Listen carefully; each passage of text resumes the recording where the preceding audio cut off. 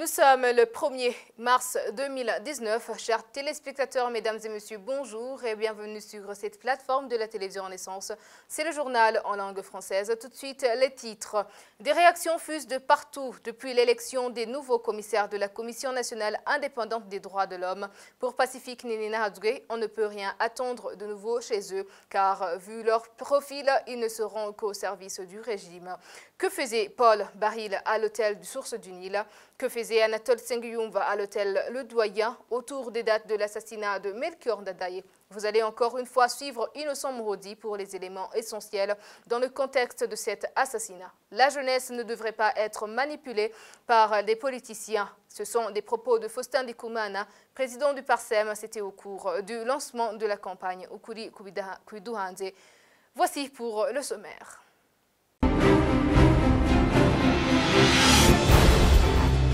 Bienvenue encore une fois dans ce journal, page politique. Pour commencer, nous retrouvons Innocent Mourodi pour la suite des éléments essentiels dans le contexte de l'assassinat du président Melchior Ndadaye.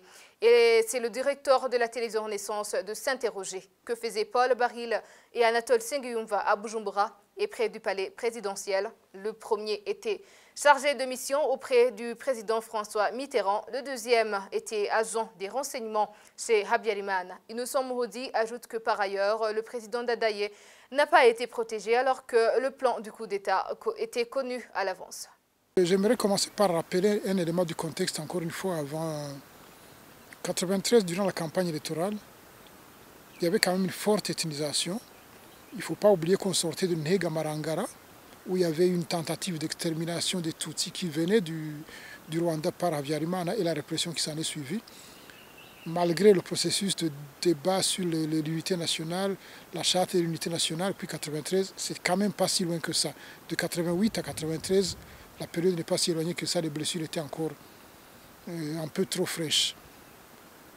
Ce qui fait que durant la campagne électorale, malgré la loi sur les partis politiques et la loi régissant les campagnes électorales qui avait interdit formellement toute campagne ethnisante, il y a eu des slogans très clairs qui montraient qu'il y avait une ethnisation de la campagne.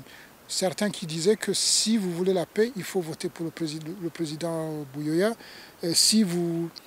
Ça c'était du côté de certains, du côté extrémisme Tutsi, ou tout simplement ce qui semblait être du bon sens pour eux. Mais du côté du Frodebo, il y avait énormément d'actes à travers le pays. Vous vous souvenez de la fameuse campagne contre les sorciers, ce qu'on traitait de sorciers qui étaient assassinés, qui pour la plupart étaient des Hutus qui n'étaient pas membres du Frodebo. Et vous vous souviendrez du slogan assez courant où les gens disaient les Inhotani de Mayugi. Mayugi étant le chef du parti Prona à l'époque. Au lieu de dire les Tutsis de Mayugi, on disait les Inhotani de Mayugi. Et tout le monde comprenait qu'on parlait des Tutsis. Il y avait eu ça.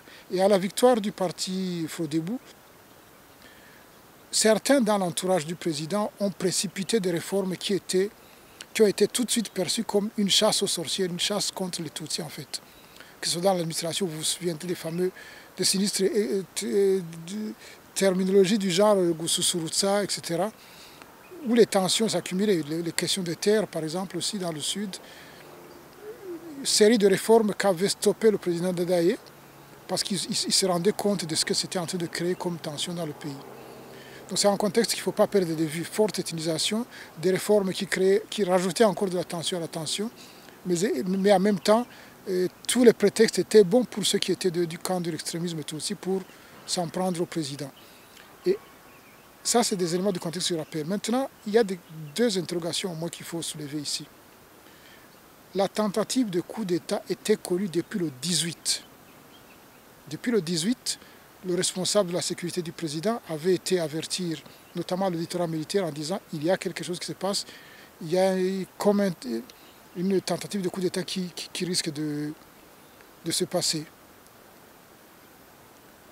N'oublions pas non plus que le 20 octobre, il y avait un conseil des ministres et qu'une des questions qui avait été discutée durant ce conseil des ministres, c'était la fameuse tentative de coup d'État même. Et que l'état-major avait recommandé avec insistance que le président soit mis en sécurité, qu'il ne passe pas la nuit au palais pour pouvoir gérer la tentative de coup d'État. C'était une méthode déjà avérée qui avait montré son efficacité, où chaque fois qu'il y avait des rumeurs de coup d'État, que ce soit sur le président Bagaza ou le président Buyoya, la première chose qu'il fallait faire, qui était faite, c'était de mettre le président en sécurité pour gérer après la tentative à proprement parler, sans que le président soit en danger.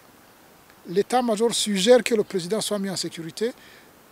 À la sortie du Conseil des ministres, le ministre de la Défense de l'époque confirme à l'état-major que c'est bon, les mesures ont été prises. Surprise quand les coups de feu de canon commencent contre le palais présidentiel, le président est toujours dans le palais. Parce que quand les coups de canon ont commencé contre le palais, à l'état-major, les gens croyaient que le palais était vide, mais le président était dedans. Deuxième interrogation qu'il faut avoir, que faisaient certaines personnalités plutôt étranges, si pas spécialement dangereuses, l'une à l'hôtel Source du Nil, l'autre à l'hôtel Le Doyen. Je vais parler de Paul Baril, le fameux Paul Baril, qui avait été chargé de mission à la présidence de Mitterrand, qui se trouvait à l'hôtel Source du Nil. Et à l'hôtel Le Doyen se trouvait Anatole Sengiumva, qui était un homme de service de renseignement rwandais, proche d'Agathe Uwiringiyimana et proche aussi de Paul Baril. Que faisaient ces deux personnalités-là à quelques dizaines de mètres du palais du président Dadaï? C'est assez étrange et étonnant. Le fameux Anatole Sengiumva est maintenant en prison pour génocide. Il était très proche du fameux Bagosora. On ne peut pas ne pas s'interroger sur la présence de ces deux personnalités-là. D'autres agents de renseignement rwandais auraient été capturés avec le chef de renseignement de l'époque qui a été tué, Richard, je ne me souviens pas très bien de son nom de famille, 6 agents de service de renseignement rwandais de Habyarimana à l'époque. Donc ça, c'est des éléments qui sont plutôt troublants et qu'on ne peut pas passer sous silence quand on est en train de parler de l'affaire de l'assassinat du président Dadaï. Quel rôle ont-ils joué, dans quel sens? Je ne saurais vous dire si c'est dans tel sens ou tel autre. Est-ce que les gens de l'entourage du président faisaient plus confiance à ces gens-là pour protéger le paysan plus qu'à leur propre système de sécurité, ou ils étaient là pour autre chose? Je n'en sais rien. Dernier élément d'interrogation, qui est-ce qui a conseillé au président d'aller au camp Mouha au moment où les militaires sont en insurrection, en insubordination caractérisée? Alors que l'état-major de l'armée disait surtout pas ça, qui dans son entourage lui a dit d'aller dans cet endroit-là? On n'attend pas grand-chose des nouveaux commissaires de la Commission nationale indépendante des droits de l'homme, CNIDH. Pacifique Ninina, président du FOCODE, regrette que l'unique fois cette commission s'est montrée était l'époque où elle était dirigée par frère Emmanuel Nakarutimana. Les autres équipes étaient au service du régime et défendaient les crimes que les agents de l'État commettaient. Pour Pacifique Ninina Hadoué, il en est de même pour cette nouvelle équipe, vu la manière dont les membres sont choisis et leur profil. Je ne me fais aucune illusion sur la nouvelle équipe de la Commission nationale indépendante des droits de l'homme.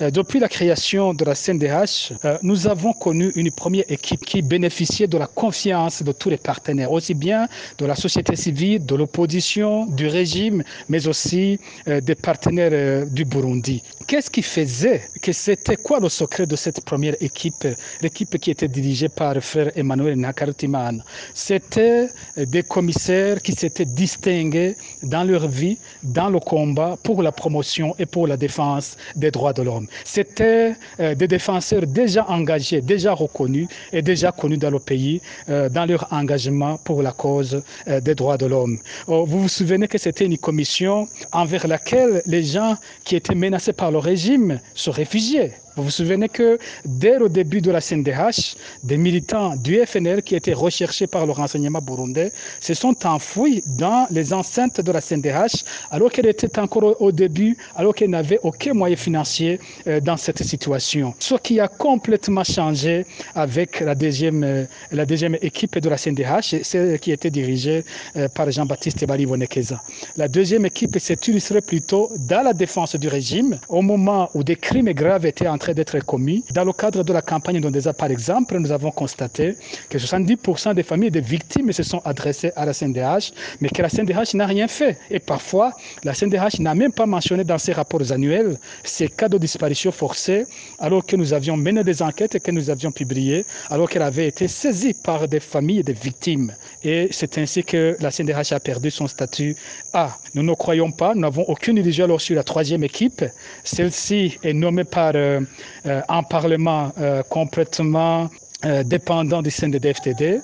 Ils sont nommés par le président Nkurunziza, qui est déjà accusé, dont le régime est accusé de crimes extrêmement graves. C'est sûr qu'il a besoin d'une équipe qui va, encore une fois, le protéger, qui va parler pour le régime et pour les bourreaux et non pas pour les victimes. Parmi cette équipe, on n'a jamais, c'est des gens qui ne se sont jamais prononcés en faveur des victimes, mais plutôt des personnalités inconnues sur le terrain de la défense des droits de l'homme. Donc là, je n'ai pas d'illusion. J'apprends qu'une des personnalités de cette commission n'est qu'une trésorière de l'église de l'épouse du chef de l'État, de la première dame Denise Nkurunziza.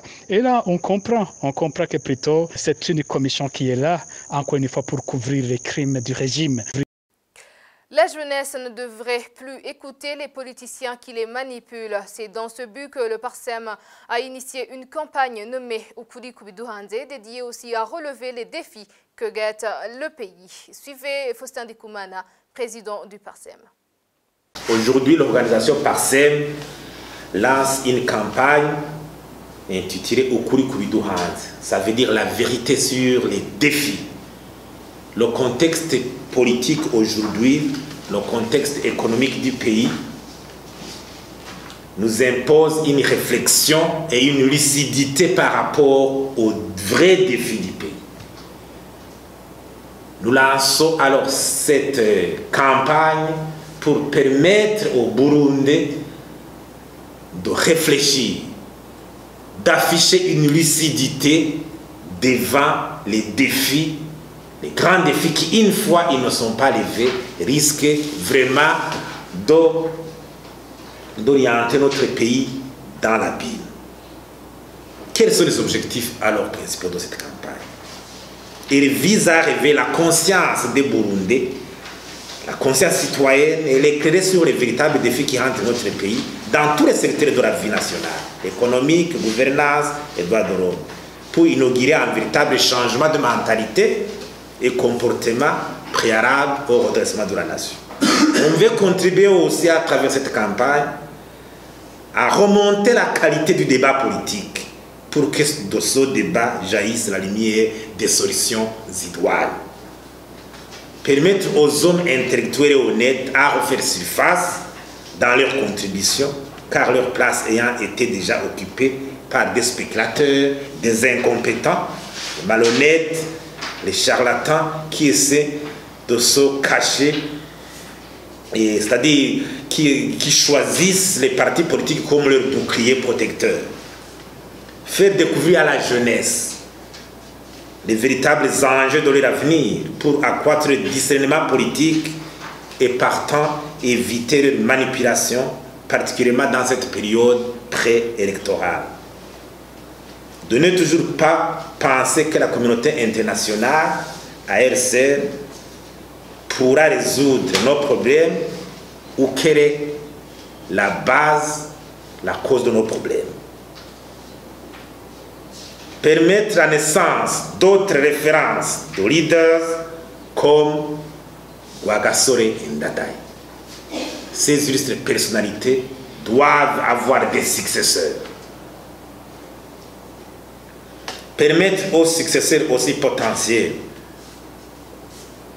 de l'actuel président, quelle que soit l'appartenance politique, de s'imprégner de ces défis, de les affronter à travers des projets de société bien conçus pour redresser le pays.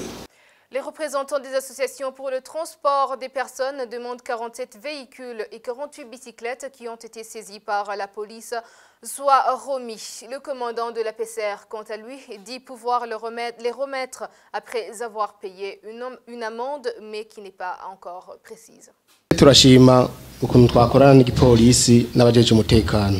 On se réjouit de la bonne collaboration que nous avons avec la police nationale. Mais nous regrettons beaucoup pour le nôtre mort fusillé à Lorero. Nous demandons au commissaire régional que d'autres cas s'arrêtent. Dans notre association, on avait montré que les taxis vélos peuvent passer si le pont se trouve sur le boulevard du peuple Mohondi sans toutefois passer en ville. Pour le moment, les ponts du sud sont fermés alors que nous ne sommes pas au courant. Il y en a même des bicyclettes qui ont été saisies. Il faut que les ponts soient réouverts et que les vélos soient remis afin de continuer à s'y vivre.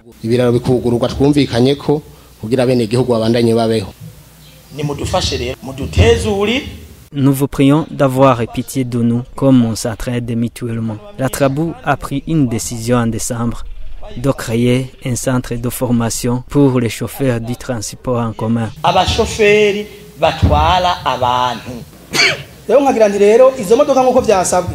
Comme beaucoup l'ont demandé, nous voulons remettre les véhicules, mais après paiement d'une amende sur laquelle nous nous sommes convenus. Demain ou après-demain, toute personne qui sera attrapée étant dans la même faute, une sanction lui sera levée, c'est-à-dire saisir son véhicule pendant 3 mois. Le propriétaire du véhicule passera à la police spéciale de roulage pour voir s'il est en sécurité. Triste nouvelle dans la page musique. Le président de l'amicale des musiciens du Burundi, Bruno Simbavimbere, alias Memba, a rendu son âme ce vendredi 1er mars à l'hôpital Roi Khaled de Bujumbura suite à l'agression à coups de machette dont il a été victime il y a quelques jours devant son domicile. Plus de précisions avec Théophile Hakidiman. L'ancien batteur de l'Orchestre Amabanon et président d'amicale des musiciens du Burundi, Simbavimbere Bruno, alias Memba, est décédé ce vendredi 1er mars à l'hôpital Roi Khaled suite à l'agression à coups de machette dont il avait été victime il y a une semaine. Bruno Simbavimbere avait été attaqué dans la nuit du 22 février 2019 en rentrant chez lui à Kibenga. Il présidait l'amicale des musiciens du Burundi depuis un peu plus de 15 ans. Le fait que nous avons des studios, ce qu'on appelle home studio, un peu partout dans les quartiers bidonvilles, un peu partout. Donc, il y a tellement beaucoup de chanteurs, entre guillemets. Ces agresseurs et leurs motivations restent inconnues jusqu'à présent. Page internationale pour clore ce journal. Dans la compétition des cyclistes Tour du Rwanda, l'Érythréen Marawi Kudus et le maillot jaune dans les trajets déjà parcourus. Le Rwandais Joseph Alléluia, vainqueur des précédentes compétitions, occupe pour le moment la 11e place. Pour plus de détails, avec Thierry Wigilindavi.